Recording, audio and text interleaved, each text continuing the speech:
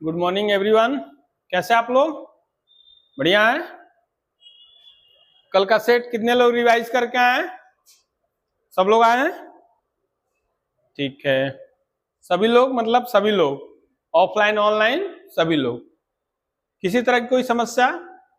एक भी ऐसा क्वेश्चन लगा हो जो मजा ना आया हो पढ़ने में, जो कठिन लगा हो, जिसकी व्याख्या समझ में ना आई हो, है ना? अच्छी बात है, समझ में आया। और आज ऑफिस में 3-4 लोग आए थे, मिले, व्याख्या भी हुआ, उस पर डिस्कस भी हुआ और मजा आया। सही बात। मैं पहले भी आपसे बोल चुका हूं कि जब भी आप ऑफिस में आते हैं तो उसका अलग ही मजा होता है। जैसे ऑनलाइन वाले तो नहीं आ पाएंगे, लेकिन जो फिजिकली उपलब्ध है यहाँ पे ऑफलाइन वाले, वो आएंगे तो क्या होता है कि तैयारी हम लोगों की और थोड़ा ब्रॉड हो जाती है। ब्रॉड इस सेंस में आती है कि जब 4 लोग बैठते हैं तो 4 डायमेंशन खुलता है। 2 उनके क्वेश्चन का क्वेरी आ गया, 2 उनके आ गया, फिर उस पर डिस्कशन होगा, आधा घंटा टाइम मिलेगा। पढ़ाई से ही संबंधित होता है, क्रिकेट पे डिस्कशन नहीं होता है। और यदि बीच में क्रिकेट पे डिस्कशन हो जाए तो उसमें कोई बुराई नहीं है। क्रिकेट भी हम लोगों के जीवन का एक हिस्सा हो चुका है, तो जीवन का कोई भी हिस्से को छोड़ना नहीं है, ठीक है।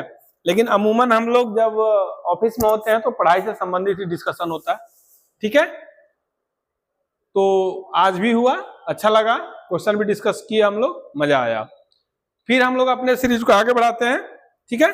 और आज लेखपाल सीरीज का अगला पार्ट हम लोग देखते हैं, अगला सेट देखते हैं। इस सेट का आज पहला क्वेश्चन हम लोग देख रहे हैं। आइए इस सेट का अगला क्वेश्चन हम लोग देखेंगे, ठीक है। आज के सेट का जो पहला क्वेश्चन है वो हिस्ट्री से है, इतिहास से है। क्या है ये देखते हैं।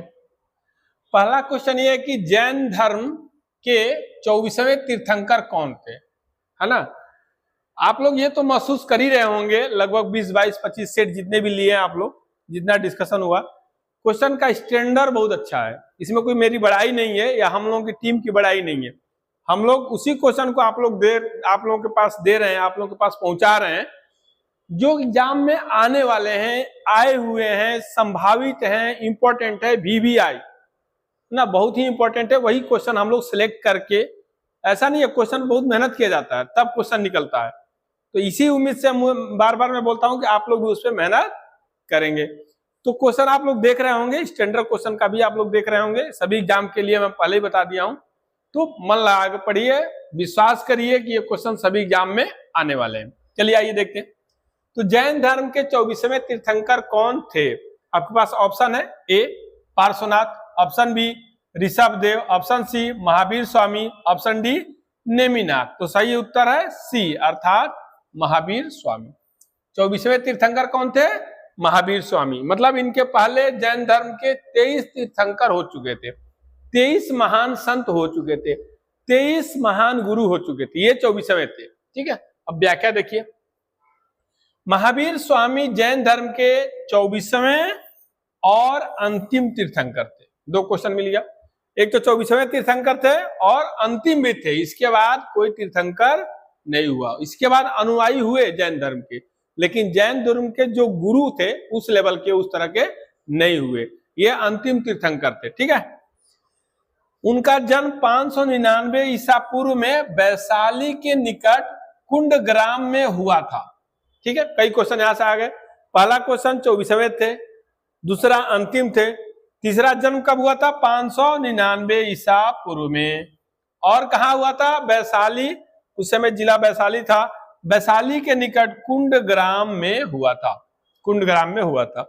उन्होंने जैन धर्म के 5 महाव्रत दिए थे, 5 महाव्रत, ये 5 महाव्रत थे उनके। कौन कौन से थे? अहिंसा, सत्य, अस्तेय, ब्रह्मचर्य और अपरिग्रह। अहिंसा मतलब हिंसा नहीं करना, सत्य, असत्य नहीं बोलना, सत्य बोलना, अस्तेय चोरी नहीं करना, ब्रह्मचर्य का पालन करना, और अपरिग्रह मतलब धन इकट्ठा नहीं करना, आवश्यकता से अधिक धन इकट्ठा नहीं करना, ठीक है। तो इनके 5 क्या थे? ये महाव्रत थे। तो कई क्वेश्चन मिल गया आपको। जैन धर्म के 24वें तीर्थंकर कौन थे? महावीर स्वामी। ये भी पूछ लेगा कि महावीर स्वामी कौन थे? 24वें तीर्थंकर। 24वें तीर्थंकर कौन थे? महावीर स्वामी। महावीर स्वामी अंतिम तीर्थंकर भी थे। इनका जन्म कहाँ हुआ था? 599 ईसा पूर्व में हुआ था। डेट पूछ लेगा। कहाँ हुआ था? वैशाली में। वैशाली में भी कहाँ हुआ था? कुंडग्राम में हुआ था। और ये 5 महाव्रत दिए थे। कौन कौन से? अहिंसा, सत्य, अस्तेय, ब्रह्मचर्य और अपरिग्रह का 5 सिद्धांत, 5 सत्य इन्होंने दिया था, महाव्रत दिया था। ठीक है, कोई दिक्कत, किसी तरह की कोई समस्या? तो आप देखिए एक क्वेश्चन से आज 6 से 7 क्वेश्चन निकल गए। आइए अगला क्वेश्चन देखते हैं।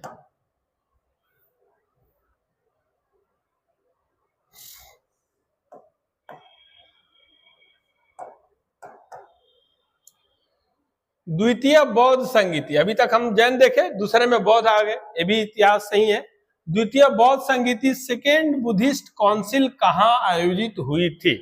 अब ये काउंसिल आज ही नहीं होता, एंशिएंट में भी होता था, होना भी चाहिए भाई। जब महासम्मेलन हुआ, महाबैठक होगा, संगीति होगी, समिति होगी, तभी तो निर्णय लिए जाएंगे, तभी तो लोगों की समस्याओं का निदान होगा, लोगों की समस्याओं के बारे में पता चलेगा। वरना क्या हो जाएंगे, ऐसे ढाल पीट रहे हैं लोग, ऐसे खुश हैं, सभी लोग अपने जीवन में मस्त हैं, किसी को किसी से कोई मतलब नहीं।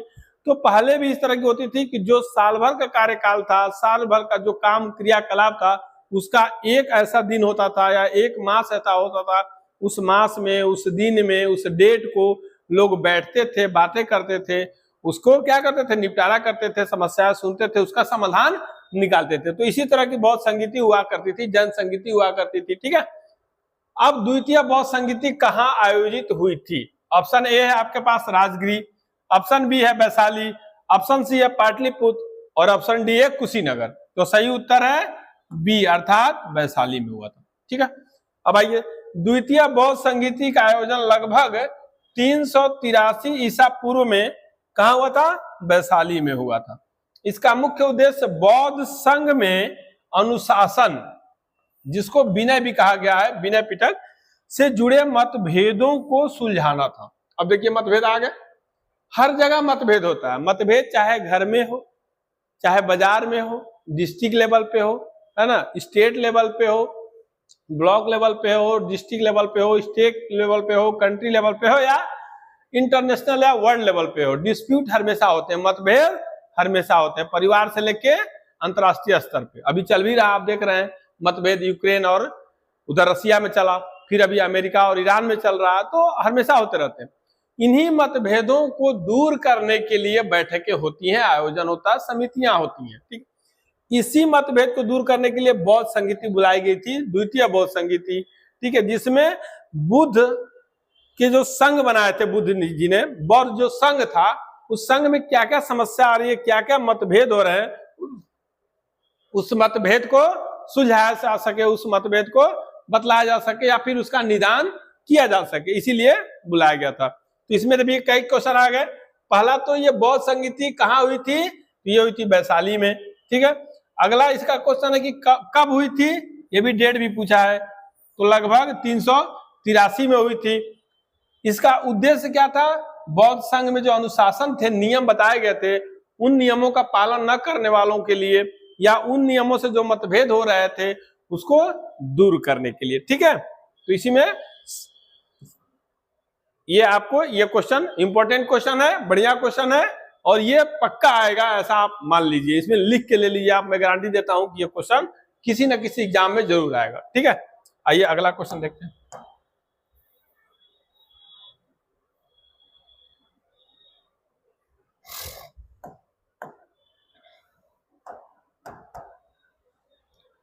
भारत के सुप्रीम कोर्ट ऑफ इंडिया के न्यायाधीशों की नियुक्ति कौन करता है? मतलब सर्वोच्च न्यायालय के जो न्यायाधीश होते हैं उनकी नियुक्ति कौन करता है, ये क्वेश्चन है। ठीक है, ऑप्शन ए है प्रधानमंत्री, ऑप्शन बी है संसद, ऑप्शन सी है राष्ट्रपति, ऑप्शन डी है मुख्य न्यायाधीश। तो ऑप्शन सी सही है, अर्थात राष्ट्रपति सही है। अब व्याख्या देखिए, सुप्रीम कोर्ट अर्थात सर्वोच्च न्यायालय के न्यायाधीशों की नियुक्ति भारत के राष्ट्रपति द्वारा की जाती है। हालांकि यह नियुक्ति कॉलेजियम सिस्टम की सिफारिश के आधार पर होती है, जिसमें मुख्य न्यायाधीश और वरिष्ठ न्यायाधीश शामिल होते हैं। ठीक, जो उस समय वर्तमान मुख्य न्यायाधीश होंगे और जो वरिष्ठ न्यायाधीश होंगे, मतलब सीनियर जो न्यायाधीश होंगे, उन लोग मिलके कॉलेजियम सिस्टम से अन्य न्यायाधीशों की नियुक्ति करते हैं? ये भी अच्छा क्वेश्चन है। तो सीधी सी बात है कि भारत के सुप्रीम कोर्ट ऑफ इंडिया के न्यायाधीशों की नियुक्ति कौन करता है? तो राष्ट्रपति करता है। लेकिन किसके अनुशंसा पे? मुख्य न्यायाधीश और वरिष्ठ न्यायाधीशों के कोलेजियम पद्धति से दी गई नामों पे ही ये चर्चा करता है और उन्हीं में से चुनता है। ठीक है, अगला क्वेश्चन देखिए।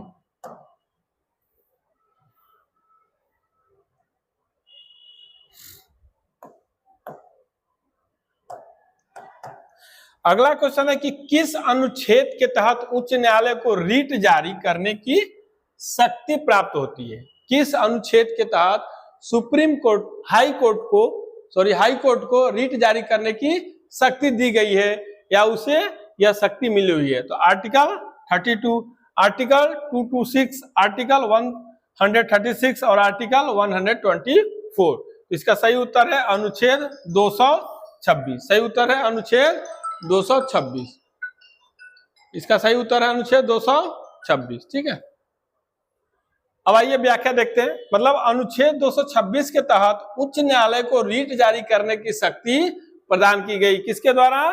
संविधान के द्वारा। ठीक है, व्याख्या देखिए। हाई कोर्ट ऑफ इंडिया या भारत के उच्च न्यायालय को अनुच्छेद 226 के तहत रीट जारी करने की शक्ति दी गई है।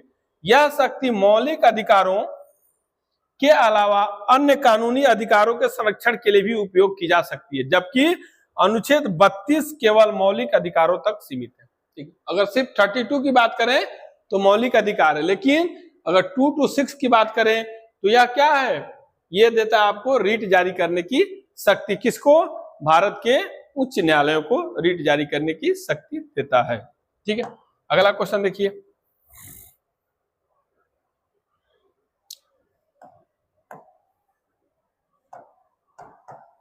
अगला क्वेश्चन है कि भूकंप की तीव्रता मापने के लिए किस पैमाने का उपयोग किया जाता है? आप देखिए, भूकंप आता है तो आपको पेपर में मिलेगा, अगले दिन भूकंप आ गया तो अगले दिन मिलेगा कि 7.2 रिएक्टर का था, 6 रिएक्टर का था, 8 रिएक्टर का था। ठीक है, उसकी तीव्रता कैसी थी? 8 थी, 7.5 थी, 6 थी, 8.8 थी। मतलब 8 से ऊपर तो बहुत दिक्कत जाती है, 9 तक जाते ध्वस्त होने की स्थिति आती है। लेकिन 5 से नीचे तक तो उतना नुकसान नहीं है। 5 से ऊपर वाली तीव्रता वाला भूकंप नुकसानदायक होता है। ठीक है, तो उसी तीव्रता को कैसे नापते हैं, ये क्वेश्चन है। ऑप्शन ए है सेल्सियस स्केल से, ऑप्शन बी है रिक्टर स्केल से, ऑप्शन सी है पास्कल और ऑप्शन डी है न्यूटन स्केल से। तो इसका सही उत्तर है रिक्टर स्केल से। अब आते हैं भूकंप की तीव्रता मापने के लिए रिक्टर स्केल। यहाँ पे रिक्टर, ये रिक्टर है, आप लोग इसको सुधार लेंगे रिक्टर, हालांकि एक्सप्लेनेशन में ये चीज लिख दी गई है। रिक्टर पा आ गया, यहाँ पे चा आ गया है। रिक्टर स्केल का उपयोग किया जाता है। यह भूकंप द्वारा मुक्त ऊर्जा को मापता है। भूकंप के समय जब भूकंप आता है तो जो एनर्जी निकलती है, ऊर्जा निकलती है, वो कितनी निकलती है उसी को ये मापता है और वही होता है उसकी तीव्रता। वर्तमान में मोमेंट मैग्नीट्यूड स्केल, जिसको एमडब्ल्यू भी बोलते हैं, का भी उपयोग किया जाता है, लेकिन रिक्टर स्केल अधिक प्रसिद्ध है। यहां भी इसको रिक्टर कर लीजिएगा आप लोग। रिक्टर स्केल सबसे ज्यादा सर्वमान्य है, ठीक है, एथेंटिक भी है, इसीलिए सबसे अधिक प्रयोग भूकंप की तीव्रता मापने में रिक्टर स्केल का किया जाता है। हालांकि अब कहीं कहीं प्रचलन में क्या आ गया है, ये भी आ गया मोमेंट मैग्नीट्यूड स्केल, जिसको एमडब्ल्यू भी बोलते हैं, ठीक है, या एमएमडब्ल्यू भी बोलते हैं। लेकिन अभी तक जो आपके पास ऑप्शन रहेगा वो रिक्टर स्केल ही रहेगा, क्योंकि व्यापक पैमाने पे इसी का उपयोग किया जा रहा है और ये ऑथेंटिक भी है, ये सही भी है। ठीक है, कोई दिक्कत? कोई दिक्कत नहीं, ये भी बहुत अच्छा क्वेश्चन है, याद रखेंगे आप लोग। अगला क्वेश्चन देखिए।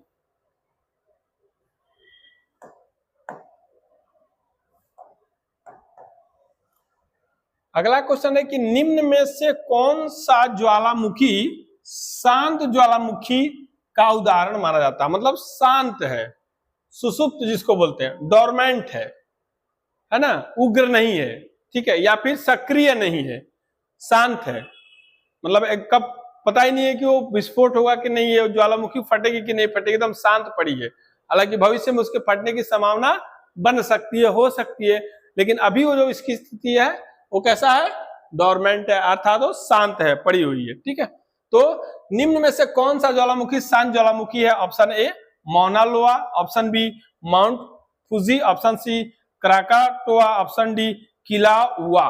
तो ऑप्शन इसका बी सही है, अर्थात माउंट फूजी जो ज्वालामुखी है ये कैसी है, माउंट फूजी ज्वालामुखी है कैसी है, शांत ज्वालामुखी है, मतलब डोरमेंट, शांत ज्वालामुखी है ये, ठीक है। ये कैसी ज्वालामुखी है, डोरमेंट है, शांत ज्वालामुखी है। ऑप्शन व्याख्या देखिए, माउंट फ्यूजी एक सुप्त या डोरमेंट ज्वालामुखी है जो लंबे समय से विस्फोट नहीं हुआ है, अर्थात जिसमें लंबे समय से विस्फोट नहीं हुआ लेकिन भविष्य में सक्रिय हो सकता है। ऐसी संभावना है कि ये जो ज्वालामुखी है, कौन सा, माउंट फूजी ज्वालामुखी, इसमें बहुत लंबे समय से कोई सक्रियता नहीं है, कोई विस्फोट नहीं हुआ है, लेकिन विस्फोट होने से इनकार नहीं किया सकता, भविष्य में विस्फोट हो सकता है, ठीक है। जबकि मौना लोआ और किलाउआ सक्रिय ज्वालामुखी है। इसके अलावा ये मौना लोआ जो है या किला लोआ जो है वो क्या सक्रिय ज्वालामुखी है, और क्राकाटोआ अपने विनाशकारी विस्फोट के लिए तो प्रसिद्ध है। और क्राकाटोआ की तो बातें अलग है, ये तो काफी विस्फोटक ज्वालामुखी है, काफी लोगों का नुकसान पहुंचा चुकी है, ठीक है। तो शांत ज्वालामुखी कौन सी है, माउंट फ्यूजी। आइए अगला क्वेश्चन देखते हैं।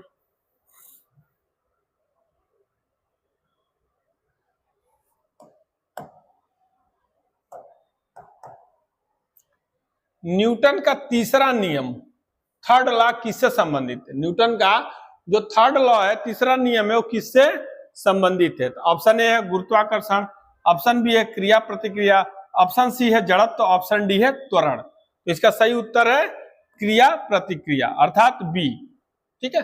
न्यूटन का जो थर्ड लॉ है वो कैसा है, एक्शन रिएक्शन है, क्रिया प्रतिक्रिया, अर्थात एक्शन के विरुद्ध रिएक्शन, क्रिया के विरुद्ध प्रतिक्रिया, यही उसका उदाहरण है। उत्तर क्रिया प्रतिक्रिया हो गया। व्याख्या देखिए, न्यूटन का तीसरा नियम के अनुसार प्रत्येक क्रिया के बराबर और विपरीत दिशा में प्रतिक्रिया होती है। उदाहरण, बंदूक चलाने पर पीछे की ओर झटका लगना। जैसे मान लीजिए हम लोग बंदूक चला रहे हैं, क्रिया प्रतिक्रिया कैसे हुई, आप देखिए जब बंदूक चलाते हैं तो कहा जाता है कि जो बंदूक का बट है, पीछे वाला बट को आदमी ऐसे, या फिर सैनिक, आप देखिए बट या तो ऐसे कंधे पर रखते हैं, ठीक है, या फिर सामने ऐसे एक नली दो नली बंदूक है तो इस पे लगा लेते हैं। बट इसलिए लगाते हैं क्योंकि जब गोली आगे बढ़ेगी, तो जब गोली आगे बढ़ेगी तो उतना ही फोर्स से बंदूक को पीछे ढकेलेगी। जब पीछे ढकेलेगी और हम तैयार नहीं रहेंगे, सजग नहीं रहेंगे, तो हम क्या हो जाएंगे, पलट जाएंगे, गिर जाएंगे, उलट जाएंगे। तो इसीलिए बट या तो यहाँ आके लगता है या फिर इसको जोर से पकड़ते हैं, ताकि अगर गोली बाहर जाए तो हम पीछे धक्का से गिर न जाए, क्योंकि आगे क्रिया हुई तो उसके विपरीत प्रतिक्रिया हुई। जैसे हम लोग दीवार को धक्का देते हैं, दीवार जितना तेज हम लोग दीवार को धक्का देते हैं, दीवार उतना ही तेज हमें भी धक्का देती है। अगर हमारा फोर्स ज्यादा हो गया तो दीवार गिर जाएगा, या हमारा फोर्स कम रहा तो हम पीछे हो जाएंगे, या फिर हम कुछ नहीं कर पाएंगे, ठीक है। तो ये है क्रिया प्रतिक्रिया। बंदूक चलाने पर पीछे की ओर झटका लगना इसी का उदाहरण है, ठीक है। अगला क्वेश्चन देखिए,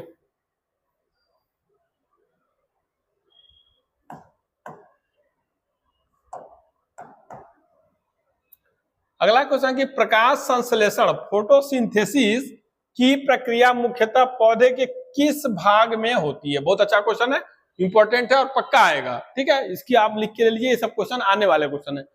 प्रकाश संश्लेषण फोटोसिंथेसिस की क्रिया किस पौधे के किस भाग में होती है? पौधे कई भाग होते हैं, पत्ते हैं उसके जड़ हैं, उसके तने हैं, उसके रूट्स हैं। तो इनमें से किस भाग में प्रकाश संश्लेषण की क्रिया होती है, या कौन सा भाग प्रकाश संश्लेषण की क्रिया करता है? ठीक है, तो ऑप्शन ए है जड़, ऑप्शन बी है तना, ऑप्शन सी है पत्ती, ऑप्शन डी है फूल। इसका सही उत्तर है सी, अर्थात पत्ती। मतलब पौधे में जो प्रकाश संश्लेषण की क्रिया होती है, फोटोसिंथेसिस की जो क्रिया होती है, वो पत्तियों के माध्यम से होती है। यदि पौधे में पत्ती न हो तो प्रकाश संश्लेषण नहीं होगा, पौधे अपना खाना नहीं बना पाएंगे, फोटोसिंथेसिस नहीं होगा, सूर्य की रोशनी को ऑब्जर्व नहीं कर पाएंगे। आइए व्याख्या देखते हैं। प्रकाश संश्लेषण की क्रिया या प्रक्रिया मुख्यतः पत्तियों में होती है, क्योंकि इनमें क्लोरोफिल, हरित लवक भी जिसको बोलते हैं, उपस्थित होता है। पत्तियों में क्यों होता है? क्योंकि पत्तियों में ही क्लोरोफिल होता है, जिसको हरित लवक बोलते हैं, वही उपस्थित होता है, जो सूर्य के प्रकाश की सहायता से भोजन अर्थात ग्लूकोज का निर्माण करता है। यदि पत्तियां न हो तो फोटोसिंथेसिस नहीं होगा। क्यों नहीं होगा? क्योंकि पत्तियों में ही, पौधे के पत्तियों में ही क्या होता है, क्लोरोफिल होता है, जिसको हरित लवक बोलते हैं। और यही क्लोरोफिल सूर्य के प्रकाश को ऑब्जर्व करता है, ग्रहण करता है और परिणाम स्वरूप अपना भोजन अर्थात ग्लूकोज का निर्माण करता है, जिससे पौधे जीवित रहते हैं। इसलिए आप देखिए, अगर जिस पेड़ की सभी पत्तियां झाड़ दी जाए, पत्तियों को हटा दिया जाए, तो पेड़ सूख जाता है, वो फोटोसिंथेसिस नहीं कर पाता, क्योंकि उसे खाना नहीं मिलता है और बिना खाए हुए बहुत दिन तक कोई जिंदा नहीं रहता, चाहे वो पेड़ पौधे हो, इंसान हो या जानवर हो या पशु हो। ठीक है, बात समझ में आई? कोई दिक्कत, कोई समस्या हो तो बताइए। हाँ बताइए। ठीक, बहुत बढ़िया, वेरी गुड, कोई समस्या नहीं है। आइए अगला क्वेश्चन देखते हैं।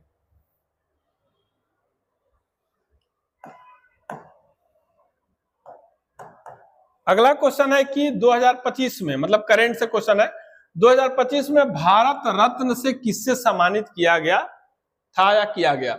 2025 में भारत रत्न लगभग 4 लोगों को या 3 या 4 लोगों को दिया गया था। उसमें से वही क्वेश्चन बना है, एक बार पहले, इसका पहले भी हम बता चुके आपको किसको मिला था। अब हम बता रहे हैं फिर से कि भारत रत्न किसे मिला, तो उनमें से कोई दूसरा नाम आएगा।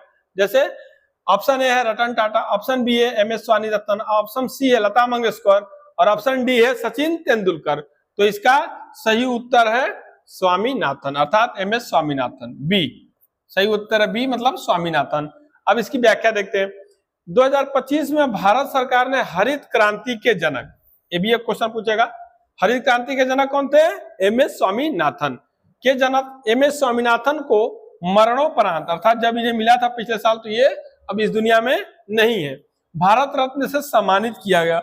उन्होंने भारत में कृषि उत्पादन बढ़ाने में महत्वपूर्ण भूमिका निभाई थी या महत्वपूर्ण योगदान दिया था। ठीक है, समझ में आया? भारत रत्न पिछले साल 2025 में कई लोगों को दिया गया था, उसमें से एक लोगों को हम पहले बता भी चुके आप लोगों को, जैसे आडवाणी जी को मिला था, MS स्वामीनाथन को मिला, यही आज का क्वेश्चन था, MS स्वामीनाथन को भी मिला। MS स्वामीनाथन जी का योगदान क्या रहा भारत में? कृषि क्षेत्र में रहा। क्यों? क्योंकि उन्हें हरित क्रांति का जनक माना जाता है। हरित क्रांति जो ग्रीन रेवोल्यूशन आया था भारत में, वो कैसा आया था? इन्हीं स्वामीनाथन के कारण आया था। स्वामीनाथन जी ने ही हरित क्रांति को भारत में लाया था और सफल बनाया था। उसके तहत कई बीज लाए थे बाहर से, सीड्स अच्छे मिले थे, टेक्नोलॉजी अच्छी मिली थी, सिंचाई की व्यवस्था की गई थी, उत्पादन कई गुना बढ़ गया था, खासतौर पे गेहूं और धान की, और खासतौर पे कहां पे? पंजाब, हरियाणा और पश्चिम यूपी में। ठीक है, तो इन्हें ग्रीन रेवोल्यूशन का जनक कहा जाता है, हरित क्रांति के जनक माने जाते हैं। कौन? MS स्वामीनाथन। इन्हें भारत रत्न भी दिया गया। ठीक है, आइए अगला क्वेश्चन।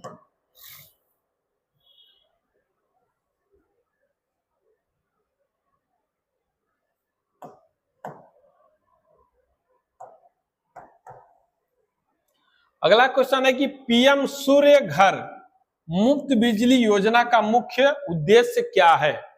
एक योजना है गवर्नमेंट की, खासतौर पर सेंट्रल गवर्नमेंट की योजना है। क्या नाम है इसका? PM सूर्य घर मुफ्त बिजली योजना का मुख्य उद्देश्य क्या है, इसका मेन एम क्या है? ठीक है, तो ऑप्शन ए है किसानों को मुफ्त पानी देना, बी ऑप्शन है हर घर को मुफ्त सोलर बिजली उपलब्ध कराना, ऑप्शन सी है छात्रों को मुफ्त शिक्षा देना और ऑप्शन डी है महिलाओं को रोजगार देना। सही, इसका सही उत्तर है क्या? बी होगा। ठीक है, हर घर को, क्योंकि हर घर सूर्य घर मुफ्त बिजली उसमें उपलब्ध है, तो ऑप्शन में बिजली से ही समझ में आ गया। ऑप्शन बी इसका सही है और उत्तर उसका व्याख्या देखते हैं।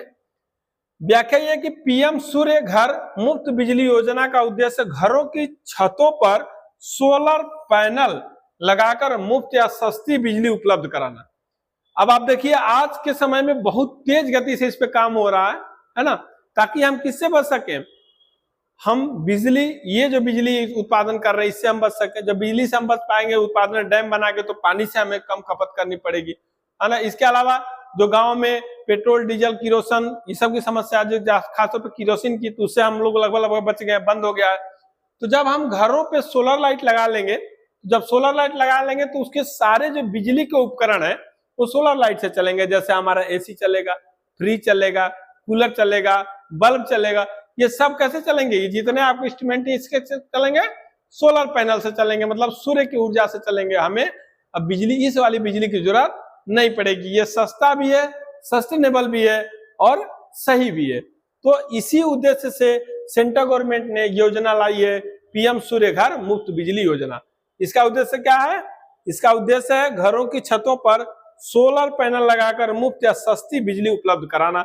इससे बिजली बिल कम होगा और स्वच्छ ऊर्जा को बढ़ावा मिलेगा। ठीक है, स्वच्छ ऊर्जा को बढ़ावा मिलेगा। इसमें कई फैसिलिटी है।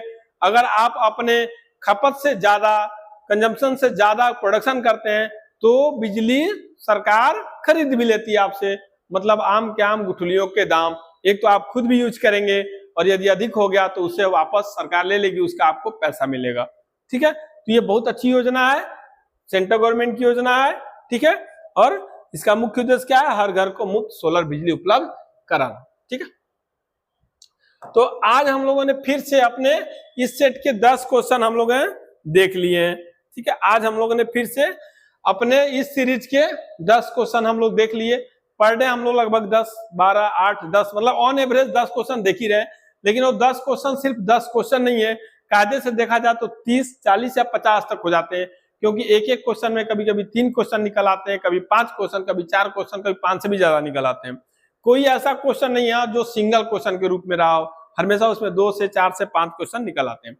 तो हम लोग का ये क्वेश्चन सेट बनाने का मोटिव भी यही है, ये व्याख्या इस तरह देने का मोटिव भी यही है, यही उद्देश्य है कि इस व्याख्या को लेकर आप एक से अधिक क्वेश्चन मल्टी क्वेश्चन के रूप में कन्वर्ट करके आप पढ़ाई करेंगे तो आपकी तैयारी कैसी होगी? और ज्यादा डायमेंशन खोलेंगे और अच्छी होगी।